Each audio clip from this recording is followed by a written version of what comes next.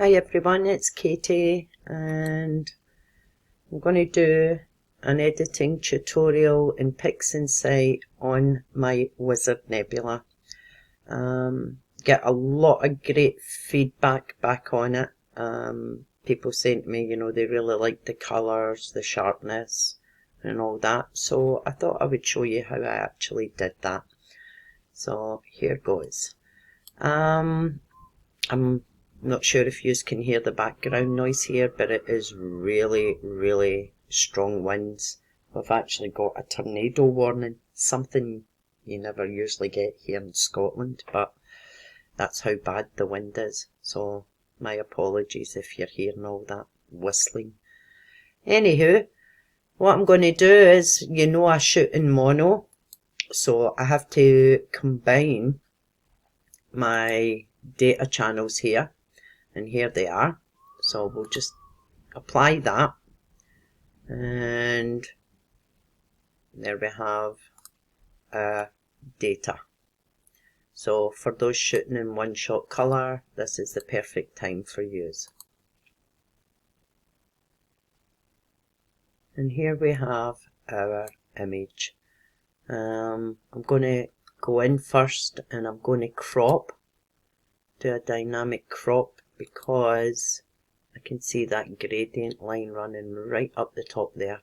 So I want to get as near to that line as possible because I want to keep all the data that I possibly can. Okay, and just apply that. Right, so nice clean edges.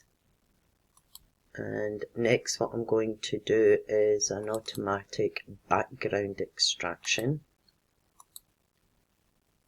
and do its thing. Doesn't take long.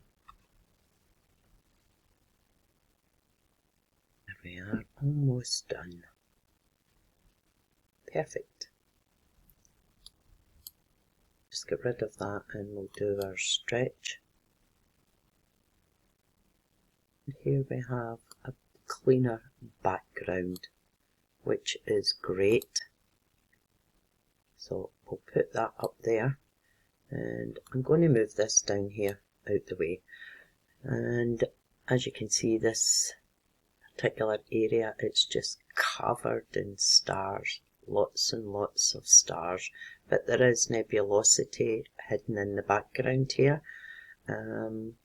Right, I'm going to do a colour calibration.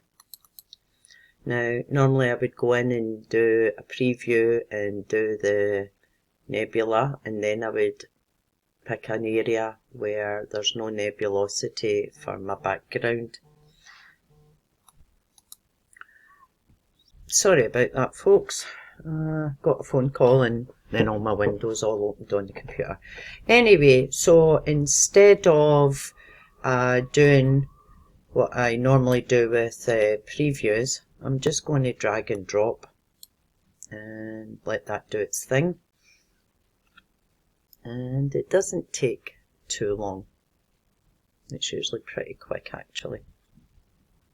So as you can see, it's going through the different channels, and there we go. So a bit better than what it was before and after. Before and after. So it's taking down a lot of that brightness, but don't worry, we will bring everything back up. Right, so we've done our crop, we've done our auto background, we've done our colour calibration. Next what I'm going to do is my histogram, and I'm going to stretch the image. And the reason I do that early on in is because I want to be able to use the masks and things like that, and I can't do them if the image is still in linear mode. It just doesn't, the tabs just don't work. So first and foremost, what I'm going to do is a clone for Starless, because we are going to work on the Starless version and bring out all the nebulosity there. Okay, so what we can do is reduce that image and put it down there. And I'm just going to reduce this as well. And there we go, larger image. And now what I'm going to do is the star net, and I'm going to go to the highest number there, create my star mask, untick the linear data because I've already stretched the image so it's now non-linear. And actually, see, before we do that, hold on. What I will do is I'll go into modified SCNR, and what that will do is it'll take a lot of the green out and it'll make the image a kind of bluey yellow. You know, gets rid of a lot of that green in the background there. So let's do that, and then we'll take our stars off. And once the stars are off, we'll be able to bring out all our juicy stuff in the backdrop. And that's that. So that actually looks pretty cool. As you can see, there's a wee bit yellow, the blue, and now we will create our star mask. And that takes anything from about 20 to 40 seconds or more, so I'll pause just now and come back when it's finished. Almost there, folks. One little bit to go.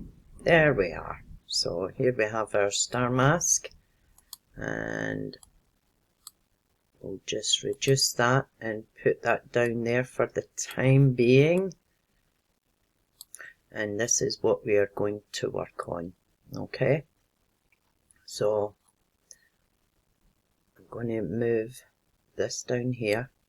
Right, I can still see a lot of magenta in the background, so I'm going to do another auto background extraction.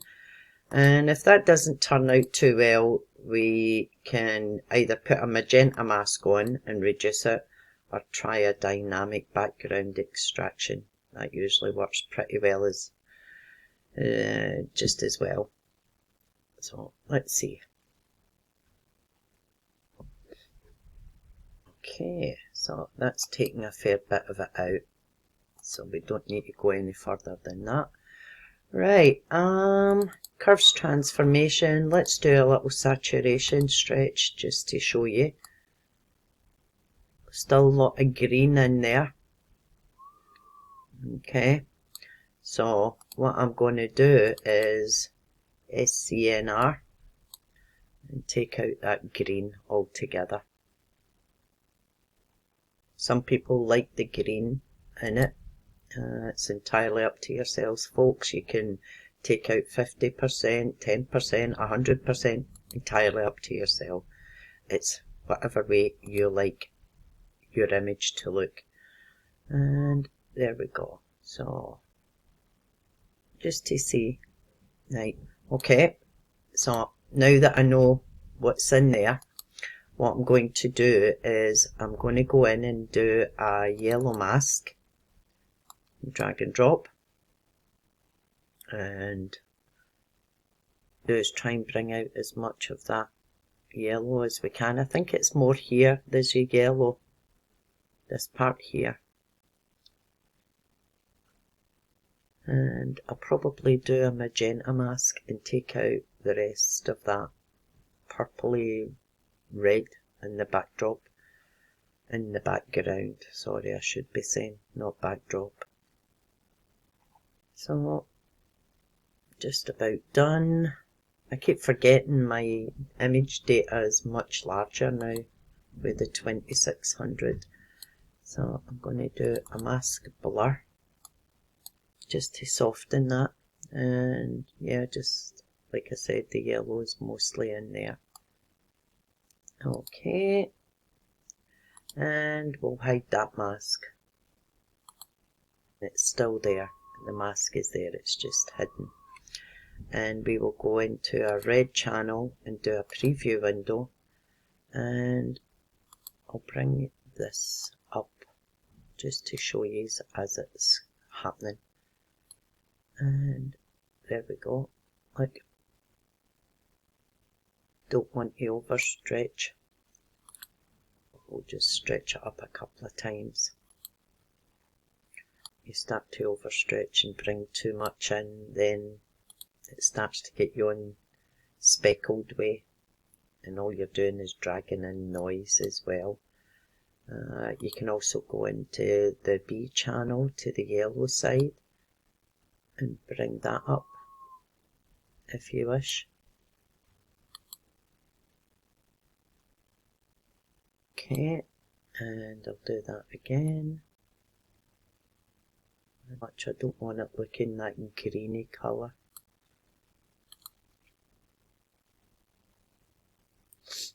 Right, so let's zoom in. As you can see, it's brought out the yellows round about here, which is fab.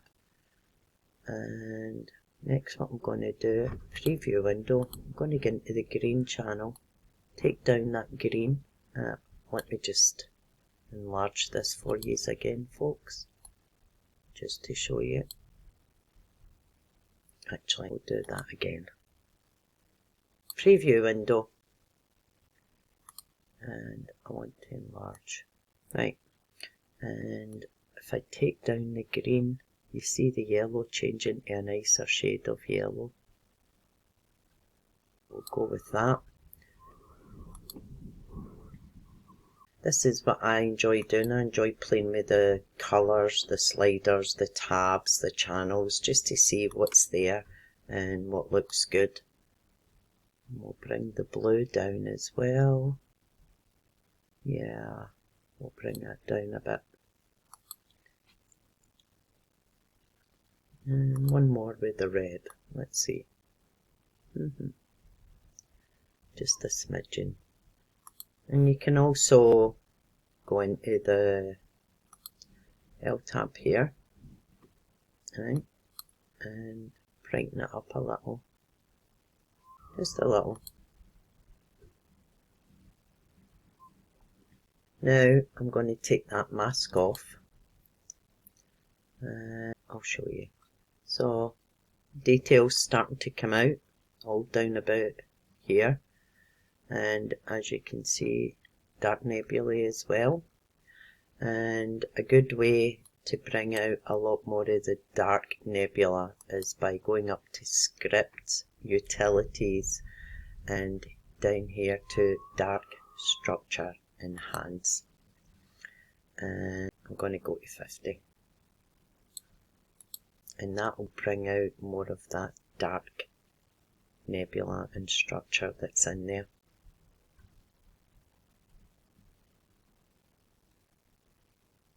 Almost done.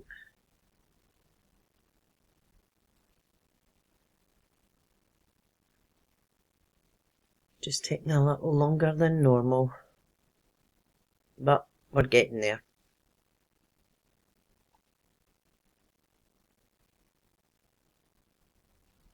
There we go. And if I zoom in, and if you watch this area here and down here and along here, so that's the before, and you see how soft it is, okay, and that's the after.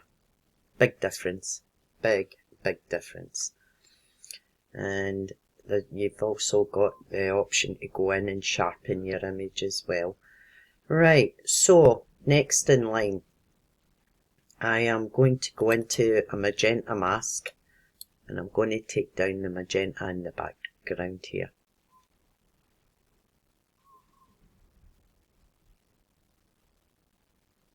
I feel as if my house is going to be blown away with all the wind out there. I'm sure there'll be wheelie bins and trampolines and everything flying through the air tonight. People will wake up tomorrow in their gardens, they'll be wondering where the trampolines have gone.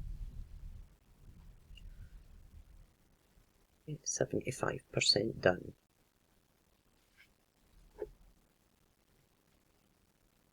And there we go, that's our mask just done. And I don't need to put a blur on that. And if I preview and if I go into the red channel and bring down that red,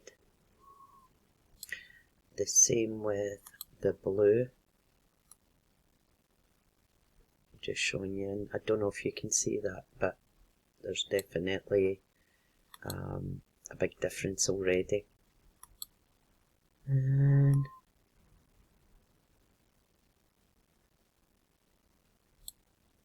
yeah, into the green. Just going to up that just ever so slightly. Right, so magenta's gone,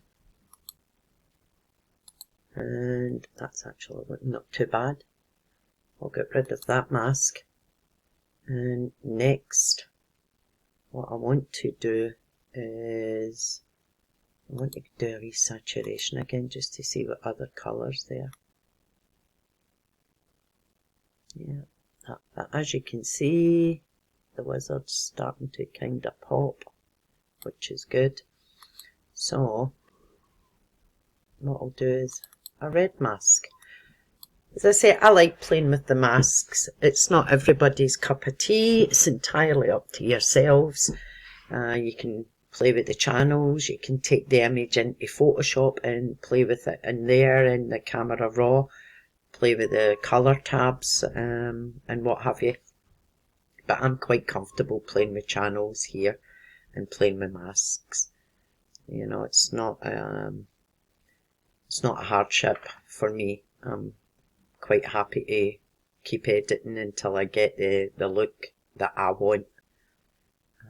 And that comes with experience and time, I guess.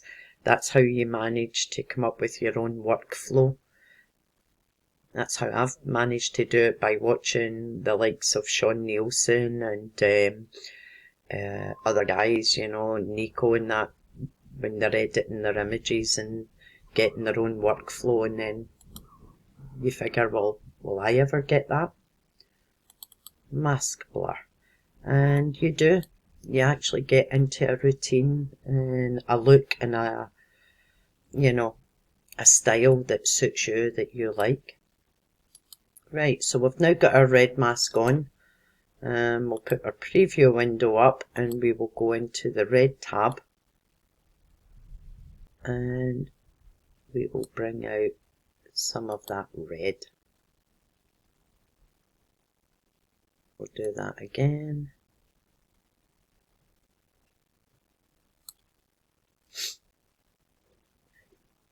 And as I say, this is how I find out what I like and what I don't like.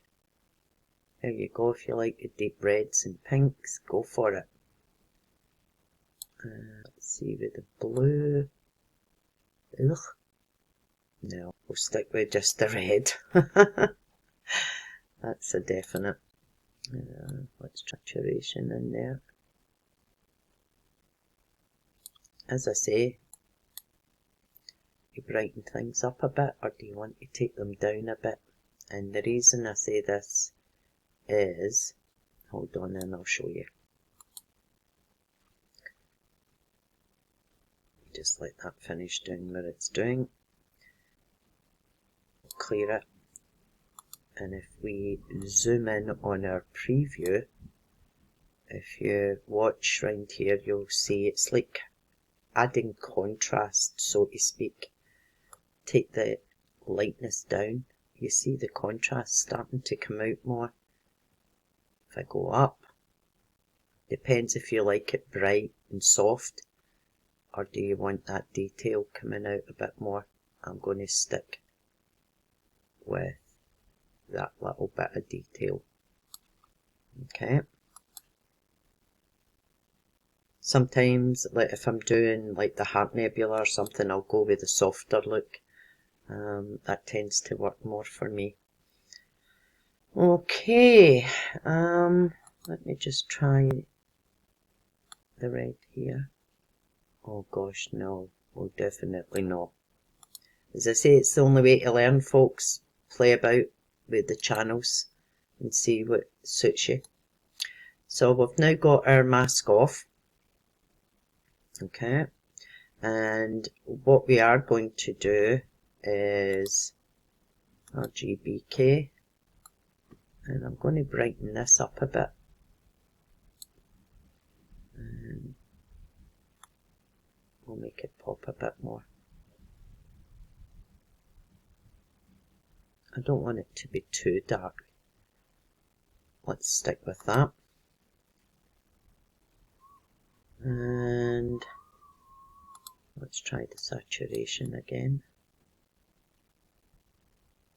I say there's lots of background nebulosity in there, but there's also a lot of noise. Now, as I say, you can go in and you can bring all the background up, all that colour in there, entirely up to yourself. You can invert it so that it's only going to light up the background and not touch the actual wizard itself. I'm actually quite happy with that. And let's zoom in. As you can see, it's still noisy because we haven't done a noise reduction, but the details definitely standing out there, folks.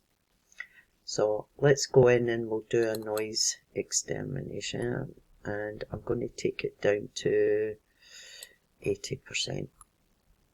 Okay, we'll pause that while that does its thing, because it will take a minute or two. I'm just about finished with this. There we go, 99%, and there you have it. So still a little bit of noise in there, but that's normal. It's a nighttime image. If I go in and take any more out, it's going to look too soft and take away all the detail and, you know, the contrast, and I really don't want that. So let's do curves transformation, RGBK, and it's just, okay, let's see, just checking the numbers out here, folks. Right, and as you can see, that is fair popping. Now I can make that stand out more or dull it down. Let me bend that. Just, I know you shouldn't really, but why not? And there we go. I mean, there's nothing written in stone that you can't do what you want to do. And as I say, we can go back into the yellow channel or go back into the red and bring out all that there, but I think then it takes away from the actual wizard itself, and that's the best part. I really do not want to do that. I want to keep that. So, last but not least, oh, why is my star mask not opening? Ooh, it's disappeared on me. There we go. I don't know if that's like slight power cut or something. It's this high winds. It's crazy. We'll go into pixel math, and we will do starless plus our star mask. We will put our stars back in.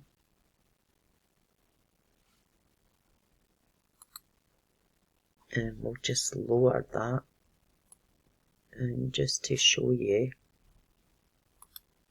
as I say, it's up to you if you want to take stars out or if you're quite happy with what's there. I'm now going to go in, and yes, I am doing another background extraction.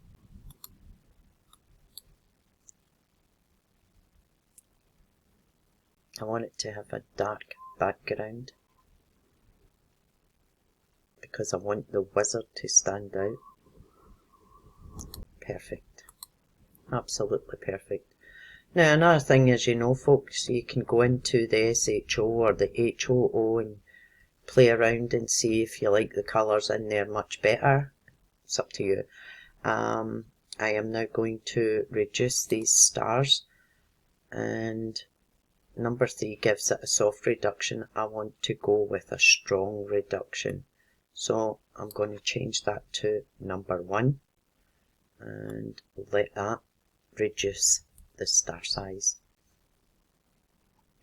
Look at that dark nebulosity in there,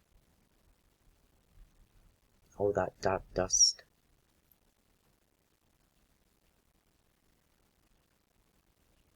We'll keep these larger stars, but it will take a lot of the smaller ones out. And wow, I think I will do that again. Take out more, just to let you see.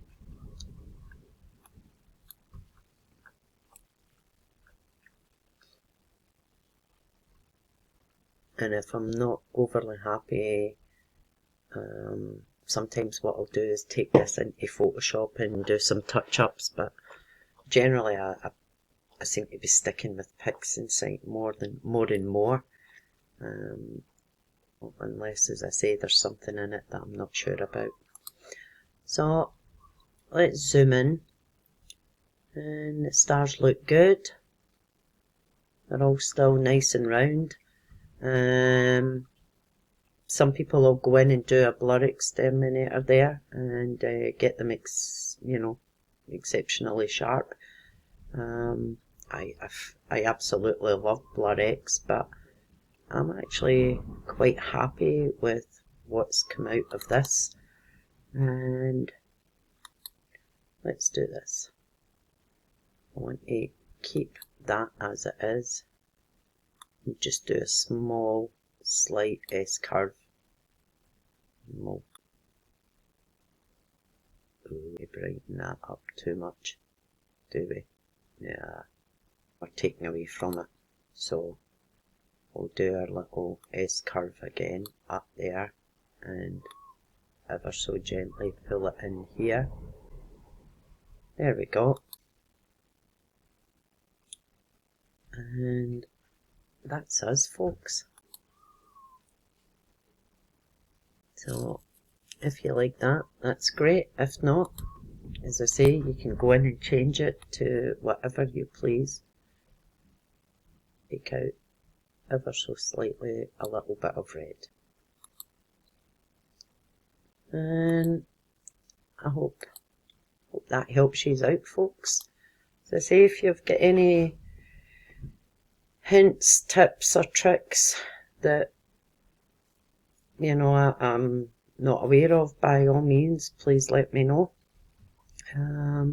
But I'm happy with what I'm seeing. I'm seeing yellow, I'm seeing that beautiful bronzy gold, and you've got the blues and you've got your dark structure here showing up. It's up to you if you want to go in and brighten up the background more, but that's what I did. And also, if I go in just before I finish and do, say, a dynamic crop, I can go in and do, say for instance, that. And that makes it stand out even more because you've taken away a lot of the background, and as soon as you open the image, what you're seeing is the wizard. And also, as I said earlier, you can go into your advanced sharpening. I'll take that up to, let's say, 60. And that will sharpen the wizard up. I'm sorry this video is dragged on a bit. We're almost done, just waiting on the mask. And there we go, and that's where it's sharpening. As I say, it will sharpen the wizard up, or it won't touch the background. And that does make a big difference. The peaks stand out more, the little wizard's hand, his hat, everything. So there we are, folks. I'll bid you good night. Bye.